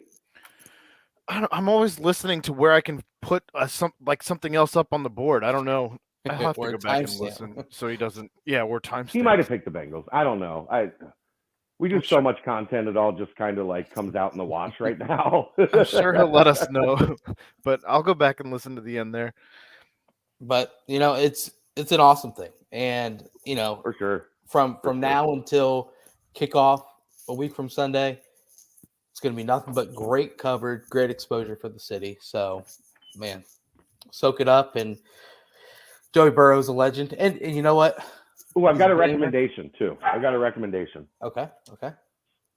Pre-game spread, Super Bowl. Like if you're having a Super Bowl party. And I'm sure a lot of people do this because when we went on Saturday and got ours, and there was only like one left, Cervati's, the pretzels and beer cheese dip at Cervati's, top notch, is a must-have for your Super Bowl party. Okay. The pretzels are so soft. Here, I'll let me get back on camera. I agree, Brian. I think Simone was expressing confidence in the Kansas City game. I just don't remember if he picked Well, Chad's no, got- he was pumping himself up about how he had Yeah. hit so many right in a row, right. like 7 in a row or something. Chad's got me second guessing everything now. No, So I think he did take the Bengals. I think he did. But these right here Uh-huh. are the best pretzel bites So good. that you can ever buy. We had him on our Finish him. we had him on our spread too this past weekend. They're amazing. Like you have to Yeah. get like if you're doing a Super Bowl party without these, oh, I'm gonna have another like I'll have half of this bag tonight probably when we get done here. Well, we had to get extra because the only beer cheese they had because we were so late was the big one. Okay. So then we had to get extra pretzels So that you we could. literally have to start drinking it like beer. No, you just get extra pretzels so that Oh, you got some leftovers. My stepmom was like, "Are you going to freeze the rest of those pretzels for the Super?" I'm like, "No, They'll be we're gone. just going to eat all these and then go get some more for the Super Bowl." Those look like they'd be pretty good dipped into Skyline dip too.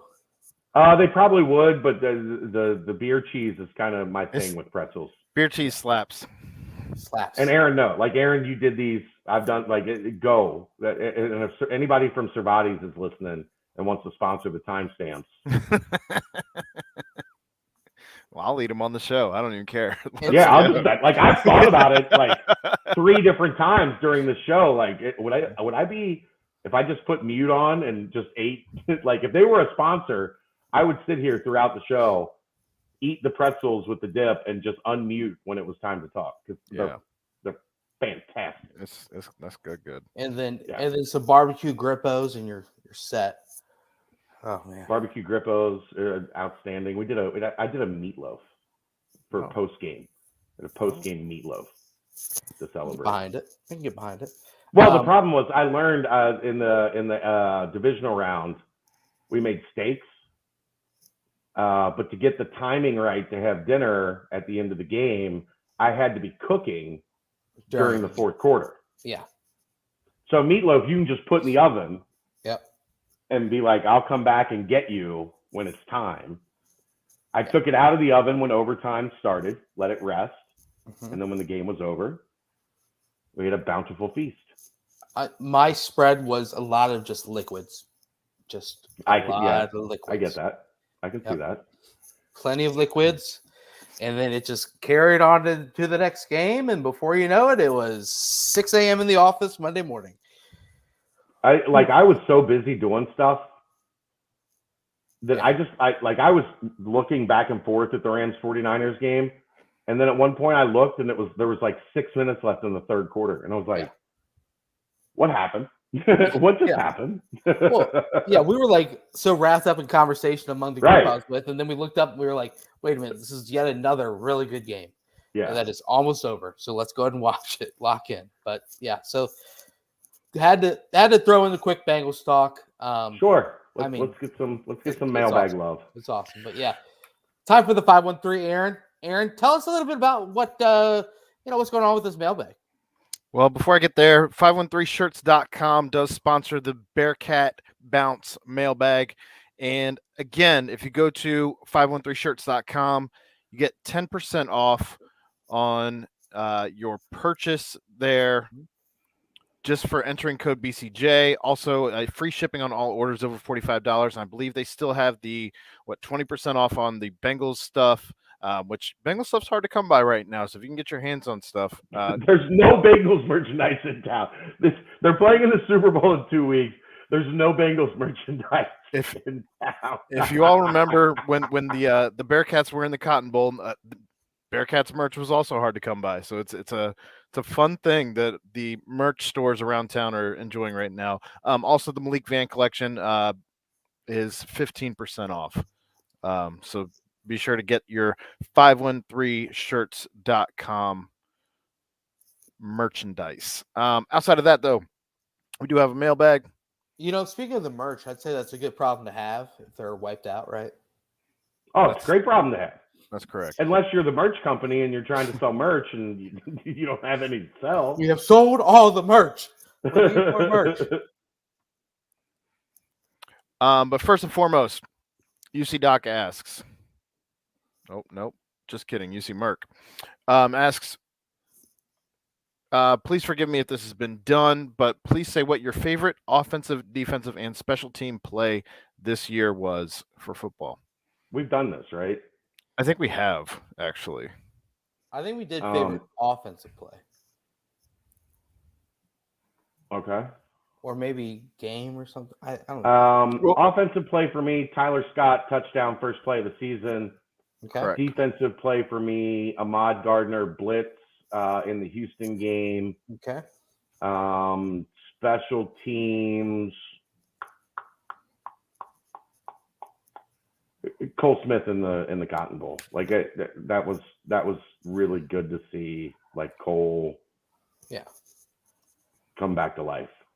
Okay. Aaron, you want to go or you want me? No, offensive play is the same for me. I think we've had that at least that particular question before. The defensive play for me was the 8 plays that they stopped in the red zone. Right up there. That's right all up there. All of them collectively, because that was maybe the most important stop of the entire season. And then special teams, probably the way Trey Tucker laid out the Alabama guy and causing the fumble in the Cotton Bowl, because for a moment we all thought, God, we got this, and we couldn't come up with the recovery, but still just the way that he just smacked Alabama right in the mouth, giving them a chance. I don't know. I mean, that's still right up there for me, and we just couldn't capitalize. Offense, either big run by Jerome Ford against UCF or Houston. I'll throw in the Chili special against SMU. That was just we were dominating them, and a little bit of fun with a very special player, Des. Yeah, we punked them. That was rubbing their nose in it a little. Exactly. Sure. Defense, I'll go with the big man sack. That was a combo between I think it was Malik and Jabari, right? That sacked against Notre Dame. And Malik got up with the broken finger and was like, waving, no. So I'll go with that. That was a really cool moment. Special teams, kickoff return. Trey Tucker against IU at Indiana. Yeah, just a mammoth swing of momentum. So really set the mood for the wedding that night, didn't it? Boy, oh boy! I was with the guy whose wedding it was for the Bengals game this past weekend, and he just couldn't stop telling me about how the family still mentioned my performance at the wedding. So yeah, unreal. I also forgot about the field goal blocks. That might be up there for me on special teams as well. So, yeah, Arquan Bush coming off the edge, baby. Yep. What were the short and long-term results of the recent recruiting weekend? Stay tuned. Recruiting this isn't a recruiting insider information podcast, so stay tuned. Mick will have it covered. Also, most of the time that's VIP content, so that's what you paid for. Is the locker room project expected to be done by spring football? Any idea when they might release renderings of the IPF? I know they just started it like at the beginning of January, so they're not going to get it done in like 60 days. So no, the locker room project, from my understanding, will be done like at the start of the season. Well, and Brady Collins is on top of it, so might be done quicker than expected. As you'd expect him to be, of course. The IPF, they only put the IPF, the renderings of the IPF. I mean, they only released the RFP for the IPF. RFQ. Yeah. They only released that 2 weeks ago. Yeah. So they'll have it out. Look, they'll have it out as soon as possible. We all want to see it. Because it's good for donations. Yeah. To get it out as soon as possible. So they'll have it out as soon as possible. I don't know when. Summer, I would guess, right? Like 4 to 6 months probably to really produce high level renderings. Maybe a little sooner, maybe late spring, early summer, but I would guess sometime this summer would be my guess. I mean, you have to go through the whole bid process, accept the bid, all of that. And I mean, there's moving parts to that, but it's also good for recruiting. So I imagine as soon as they can get it out, they'll get it out. Recruiting updates with signing period upcoming. Yes, they are upcoming. No, there's nothing happening. They're not signing anyone Wednesday. I'm saying the updates are upcoming, just in the sense that when we get them out, they will be upcoming. Like, that's it. Because we don't have to do this every week. Like, we're getting you updates as quick as we can get them. And we have told you guys over and over again, in terms of high school prospects, they're pretty much done. Like, they haven't had anybody come visit. They haven't had any notable traction with any 2022 recruits in ages. So yeah, relax. It's going to be okay. They filled their class when they filled their class. We'll get there. I promise. Will Cam Jones be ready to go in time to see action in spring practice? I believe that's the plan, yes. From my understanding, he's expected to be cleared. And I think we actually asked Brady about that 2 weeks ago, and he said the same thing. That he's expected, as long as everything goes as planned. Now, they might take it easy with him and kind of ease him into it at the early part. But I would expect him to be, a regular participant when practice starts. All right. Is Dave going to Mobile to cover all our guys at the Senior Bowl? I think Dave's going to the Super Bowl. Nice. So a week in Mobile and then 4 days in LA with a 3-year-old toddler home with the wife. That's a good way to get what you call divorced. So my guess is he's not going to be in Mobile. Wasn't he supposed to be going to that podcast thing with his wife? Yeah. Well, yeah, that's for his wife. True crimes. I'm going to Columbus. Mobile, then Los Angeles for the Super Bowl. And then my wife is going to murder me. Dom. Yeah. So no Senior Bowl, unfortunately. I looked into it a little bit, but we're hoping that Kelly gets accepted into the clinical trial this week, which would start the clinical trial on Thursday. So I wasn't going to be able to just leave her here and say, good luck. We wish you well. If you need me, call me. I'll be 14 hours away or 10 hours, 12 hours away, whatever Mobile is. It will be fun to watch all that because there's a lot of it on week. A lot of it on NFL Network. So yeah. All right. That wraps up the football portion of the mailbag. It was pretty light. I think everyone's still hungover from Sunday. So I mean, can't imagine why. Right. The basketball portion of the mailbag brought to you by 513shirts.com. What has surprised you most about 1, this team, 2, Wes Miller, the coach, 3, Wes Miller, the person? Nothing much has surprised us about this team. I think we were pretty accurate in how we kind of portrayed this team to start the season. And they're in line to meet what we talked about in the previous show, right? I don't think there's any one glaring thing that's been like, oh, this is much different than what we talked about when the season started. Either of you two? Illinois win would be the biggest for me. I mean, yeah, that was also an Illinois team that was still trying to figure out an identity without their star point guard. And Kofi Coburn had been out and that was his first game. So they were still figuring themselves out. That definitely was a surprise. Yeah, I'll give you that. I don't know. I just think they're exceeding all expectations. I didn't expect them to be at 16-5, if I'm being completely honest. Even when we were looking at the schedule, I don't think when we looked this far ahead that we only saw them with 5 losses. I mean, we were expecting them to – we were wondering if they were going to finish with 17, 18, 19 wins. And 17 to 19 was the range that we talked about. we got a real chance at 20 now, and even more. And we're talking about being not just on the bubble, but popping the bubble. And there's a lot of basketball to be played yet. So yeah, I mean, I think that in his first season thus far with this team, as it was put together in 30 days, they're exceeding my expectations.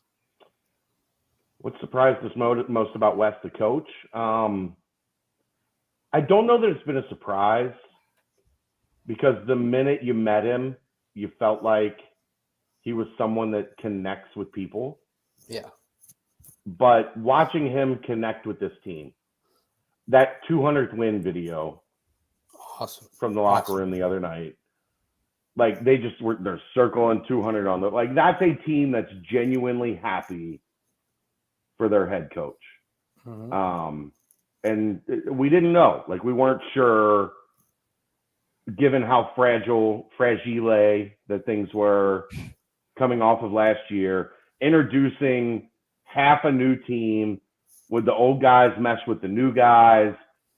His ability to connect people I don't know that it's been a surprise, but to do it in this setting with the challenges faced gives great hope for the future. All right. Where did But we didn't get into? Wes Miller, the person. Sorry. Like, do you guys have anything to add to Wes Miller, the coach? Wes Miller, the coach, for me, it would just be his ability to get the most out of the players, and kind of really kind of transform David DeJulius as well. And David's the one player on the team that I kind of think is kind of just that next level offensive player that can do the different things that a high level offensive player can do, and create his own shot, step back threes. Just he's kind of that guy, and he kind of lost his confidence last season, and just the way that Wes has been able to get him locked in and get everyone else locked in and bought in, and Victor all these crazy locked in. Yes, yeah, that. But for all these crazy rotations and the flow of minutes and but still, no one's pouting. Everyone's always cheering on their teammates. There's never anyone hanging their head down. It's that to me is the main thing that Wes. Nobody's opted out. No one has. No one has. Yeah, I mean, at this point, I think we had 5 people opt out at this point of the season last year. It was a lot. No, it's just cool, which also kind of ties into Wes the person as well. It's just his ability to kind of just be infectious and bring everyone with him. He was dead serious when he says, "I want you, 2 feet in, 10 toes down." He was dead serious about that. Wasn't Rap on that team last year? Yeah, he was. Rap was on that team. Good Mama Do Diarra. Good Lord. Wes Zach the person. Harvey. Now Zach Harvey's scoring goals for Team USA. Did you see that? No. I got something else to add to Wes Miller, coach. I just enjoy his adjustments, truthfully. Like, halftime adjustments, I think have been fantastic, and something that this fan base has been clamoring for years, to actually see noticeable adjustments. And I feel like this year is the first time in a long time that we've actually been able to, even your standard layman basketball fan can see the halftime adjustments that coach is making, not even mentioning the on the fly adjustments. So I think that's been a breath of fresh air. I'll one up on that. And I've said this a couple times throughout the network. If you're not listening to him post game, you're doing it wrong. Because he will teach you, he will tell you exactly what he was like. I've changed my post game line of questioning from what it's ever been before. Because usually you don't get anything. With Wes, it's like, if I see something that I'm curious about, I'm going to ask him post game, because generally you're going to get a very logical, reasoned answer as to why he changed, or like why what happened. Like a couple games ago, I asked him about like Odie playing in the second half. It might have been Temple. And he was like, look, this is why we did it. We'll go back and watch the tape. Maybe we screwed it up. Maybe he should have played more in the second half because of what he did in the first half. But this is why we had our thought process. But also admitting the vulnerability to like, coaches don't do that. Coaches don't just say like, this is why we did it. We're going to go back and watch the tape, and thinking about it in retrospect, I might have bricked that. I might have needed to get him a couple more minutes. Like if you're not watching the post game, both listening on radio when he's with Dan and Terry, because Dan and Terry do a great job asking questions. And I've tried to step my game up as well, because we've got a coach that's willing to like give you the insight as to why he did what he did and why the decisions were made. And I think that's awesome for a fan base to be able to like, we all want to know, right? And he's not shy about saying, this is where my brain was at. As a person, for me, he's a normal dude. Like, that's my biggest thing. Like, again, I've been doing this. I started in 1995 at Marshall.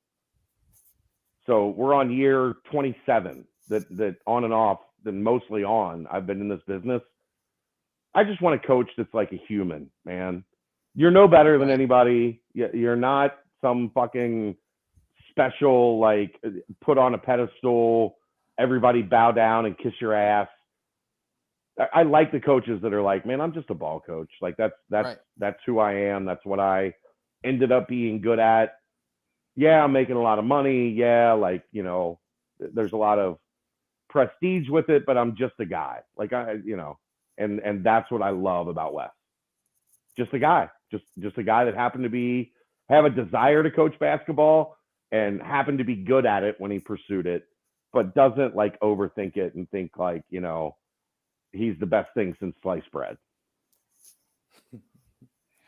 I can't really answer too much about the person, as I haven't really gotten to know him, but you've been around him a little bit. Has he always known your name and like been like, what's up, Aaron? No, but he recognizes my face. I mean, he hasn't actually said my name. So I don't know that he's necessarily knows my name, but I think he does. He associates my face with you anyway. And I'm sure if you talk about me, he knows who you're actually talking about. So I introduced myself to Mike Thomas, I think 24 times. Okay. While Mike was the AD at Cincinnati. Every time I met him, I'm like, hi, Mike, Chad Brendel. I work for Bearcat Layer. Oh, Chad, nice to meet you. I'm like, we met 4 days ago. That was the 18th time that we met. Next question. Where did Micah Adams-Woods get his nickname? That nickname being Shoey. It's a childhood thing. I couldn't give you a great answer on that. He came here with that. So that's not a UC thing. That was a inherited childhood thing. Maybe if I get to talk to him here soon, I'll ask him where Shoey came from. But can we just mention real fast how awesome he's been recently? It's awesome. Well, we wanted him to be more aggressive, and I feel like he's answered the bell. They needed him desperately in that first half, and he came through. They don't win that game without what he did in the first half at ECU. Mike Adams-Woods Shoey. It's short for shoestrings. So maybe he just didn't tie his shoestrings. It was a prologue for a kid they called Shoey. He got the nickname from a coach back in Syracuse. Okay, yeah. I'm guessing he played basketball with his shoestrings untied. Right. That would be my guess. Hard to do. Not smart. Bad for your ankles. That he played with the smooth confidence of someone who had the ball on a string. Okay. String became shoestring, became Shoey, and the name stuck. Thank you with the hat tip to Justin Williams. So, yeah. Oh, screw that guy. Unreal. I don't know where this question went in the mailbag. I'm struggling to find it, but I did copy and paste it. I don't know if they deleted it or where it went. Besides Sage, are there any other low post types interested for 2022, and especially low post scorers? Portal. So we'll get to that when we get to the end of the season. Look, if you're bringing in somebody to be a low post scorer, you're not going to get in high school kids.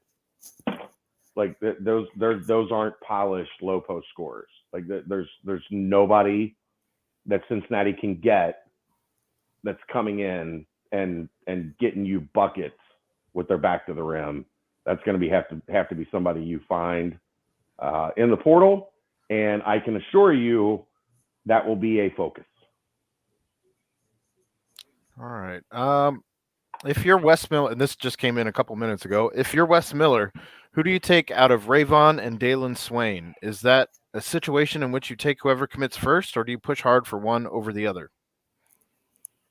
Oh, that's a tough question.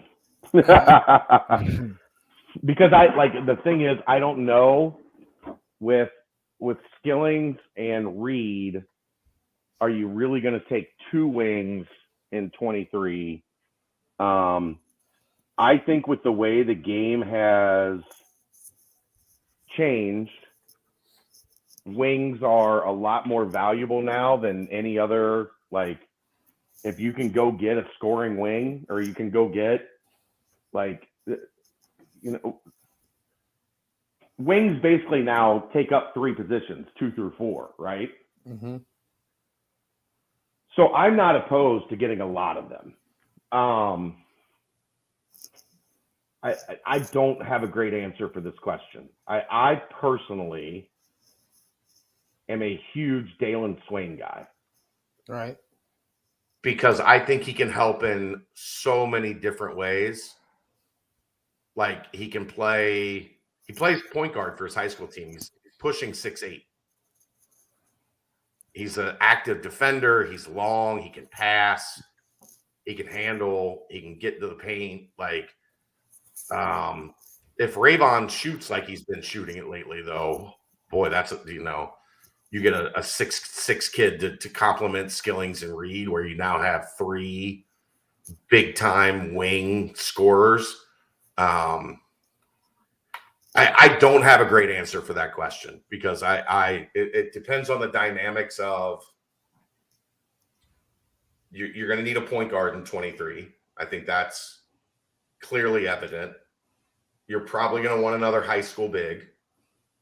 So how many spots are you truly working with? How many of those spots do you want to save for the portal? Being that'll likely be your entrance into the Big 12, right? Are you going to rely on a 4 or 5 person freshman class going into your first season playing in the Big 12? I think that's dangerous. Great question. Awesome question. You guys know, very rarely is there a question that I'm like, yeah, I don't have a great answer for it. I probably myself take Swain. Is there anything with like the hometown hero aspect of it? There's part of it, because like if Rayvon wants to come and you don't take him, like that's gonna hurt. Yeah, locally. Like he's a 4-star, top 50 type kid, top 75 type kid. If he wants to come, and I think there's a chance that like they're pretty high up on his list. You probably it's so tough, man. Do you turn down an OBC? Like, you haven't been able to get any All Ohio kids in like 20 years. If you got an All Ohio's best kid and he wants to come, do you turn him down? So tough. Yeah, and you've got Tyler McKinley retweeting Wes Miller happy birthday, and all of a sudden does he say, "Wow"? McKinley's 24. No, I know, but I'm saying all of a sudden does he say, "Wow, okay, they're not taking a Cincinnati kid"? No, I don't think that's really. I think that's something fans worry about more. Each kid's looking. Right. Tyler McKinley's not going to be like, well, they took Dalen Swain over Rayvon, so I'm not going to Cincinnati. That's not. Yeah, true. That's not how that part works, but like, it's a hard question. It's a hard question. Good job, Cincinnati 5. You get question of the day. This came during the show. What's the best thing to happen to UC, Bob Huggins or the Seapaw logo?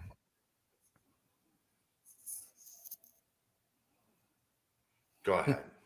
I would say the Seapaw logo. It's still around. Oh, touche. I love the Seapaw. I can wear the Seapaw. I can't wear Bob. That'd be weird if you did. Roster. Oscar. I'll go Oscar. Oscar. Was bigger than all three. Okay, Oscar it is. All right. Or Ed Jucker. That concludes the basketball portion of the mailbag. On to everyone's favorite, where Skins takes over, because of course he does. Continuing the trend of celebrity deaths, this question is meant to honor Patrick Mahomes, who died a horrible death on CBS yesterday. The first question is for Chad. How insufferable was the girl child during the first half of the game yesterday? Follow-up question, did you taunt her as Mahomes died a slow death in the second half? She wasn't too bad because she got mad because we didn't make the bagel dip that she wanted us to make. Great bagel dip recipe if you like bagel dip. Cream cheese and hot pepper jelly. Hot pepper jelly is like a new a big thing lately. You can find it in most places that you shop for groceries. You saw a lot of charcuterie boards. Is it? Yeah. We just use it for bagels. We just the hot pepper jelly itself. Mix the hot pepper jelly with the cream cheese, and you get a bagel dip. We didn't make it. We're saving it for the Super Bowl. So she was big mad and stayed up in her room most of the first half. I had to call her down and tell her that Travis Kelce had scored a touchdown. She was around towards the end of the game. She had gotten over it, and I taunted her a little bit. But she wasn't. It wasn't all that satisfying because she wasn't paying a great deal of attention because she was in the room, but she was kind of on her phone still.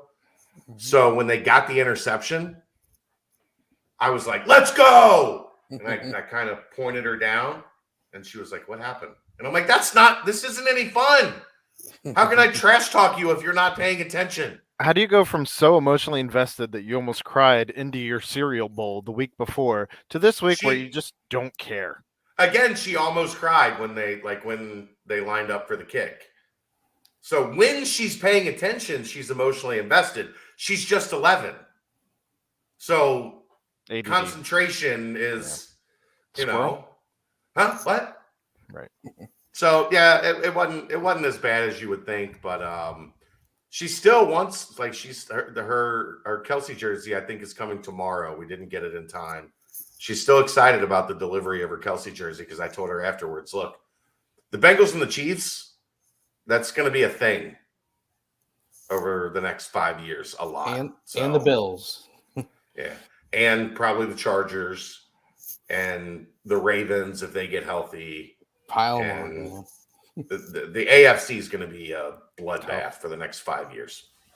Tough.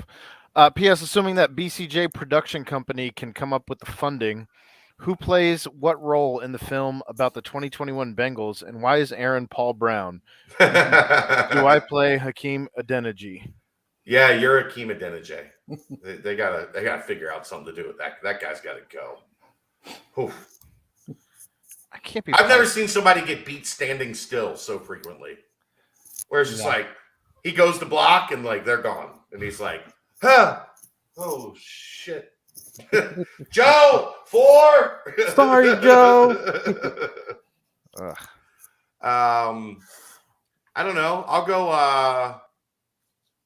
I think I'll take Mixon. Like I'm the energy. The push forward life force that is Joe Mixon. Okay. I mean, who is Dave? I guess Dave's Joey franchise. Wow. I don't know. I say mix Jamar Chase. Okay, he's the rookie, but he's not a rookie. I guess. He took a year off. Yeah. Okay. I like it. He took a year off. He was with Joey Burrow a year and then came back on fire. Came back. Now he's with Joey Burrow again. He's on fire. Right? I want to be. I mean, I guess I could say I'm Burrow because when I took over full ownership, this company has grown over 200% since I took over full ownership in 2016. So I guess I could say I don't want to like throw myself into the lead role every time, but I don't have cool glasses. But I do have cool glasses. They got the video things in them. I want to be CJ Uzama, but I don't think I'm not positive enough to be CJ Uzama. So instead, I think I'll be Eli Apple, just talking shit on everybody. I was thinking Chad could be a good Eli Apple. Well, just but I like it. I have more self-awareness. I have more self-awareness than Eli Apple. He's been awful for most of his career. Right. And now that he has one ray of sunshine, he's just talking mad shit. So I get the Aaron angle there. Maybe I've had a pretty good career, 25-year career. I've had a real solid year and a half. Right. Like so. Aaron, are you Sam Hubbard? No. Who are you? I mean, I think you might be Mike Brown. Who? Aaron? Brent? No, Brent. Me?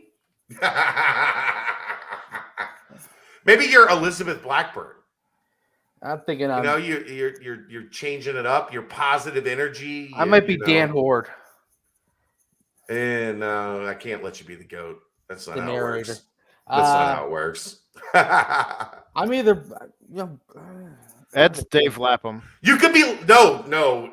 Brent could be Lapham for sure. For sure. Then who's up at the booth with me? I don't know that we have that person. Yeah, I'm not that. I'm not that good. Mo is Dan Horde. Mo works for us. We got to include Mo in these things now. Right. Yeah, he works here. Okay. And when Dan Horde doesn't can't Mo is up in the booth. So you and Mo are in the booth. Player wise, I think I could take CJ Uzama. Well, I'll be CJ. I was going to say, if you're up there with Mo, then Ed would also make a pretty good CJ Uzama. Yeah, he would. Yeah, he would. Maybe. Trying to think who else. It could be a good. Jeff Gentle would be Carlos Dunlap because he's always he spent the whole day talking about should there have been a fumble when Mixon went down and tossed the ball at the end. The day after winning the game and going to the Super Bowl, Jeff wants to piss in everybody's Wheaties. Come on, Jeff.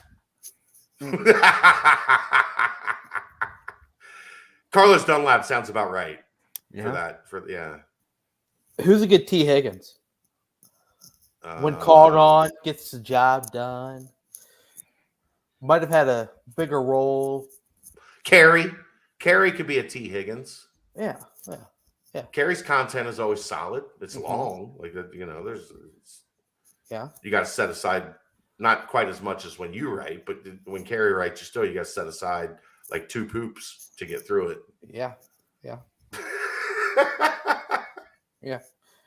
Let's go. Let's get done. We're up we've been on for a long time. Let's go. All right. Who would win in a 3-point contest, and how many scores would you have to combine in order to beat Wes? I'm a mid-range guy, so I'm not winning a three-point contest. I'm great from 15, 17 feet. You get me out to 3. That's not my strength. There's no part of my basketball game that is great. Can you make threes? I mean, I wouldn't say at any type of regular clip. Okay. So then I'll win the 3-point contest, but not saying much. I still don't believe that. Oh, with the lack of confidence you two had, I will happily take that. I know my scouting report. I fear you don't know your scouting report. Oh, I know mine pretty damn well. Set fantastic screens, a little pick and pop every once in a while. Can knock down the occasional deep ball. I'd say sounds like somebody that overvalues how often they can actually knock down an occasional deep ball. I don't know. I think I've got a pretty decent percentage. We'll have to put it to the test one day. If we're playing the 3-point contest with racks and everything, I say I probably need 5 games to beat Wes. I'm gonna need a lot. Yeah. Wes would go damn near perfect. We'd probably need a full day too, because you'll get pretty tired. Here's the problem: is I don't have a great, a truly great feel of Wes's 3-point prowess, because when I've seen him in practice shoot threes, he's shooting them to miss to start a rebounding drill, or to start box out, get the rebound, go. He doesn't need the bubble. Well, he's trying to miss. He's trying to miss. No, I know, but that bubble that. Yeah, if he was trying to make them, then they could probably put the bubble on there, and I would have a better feel for how he is as a shooter. I mean, that's just his pinpoint accuracy.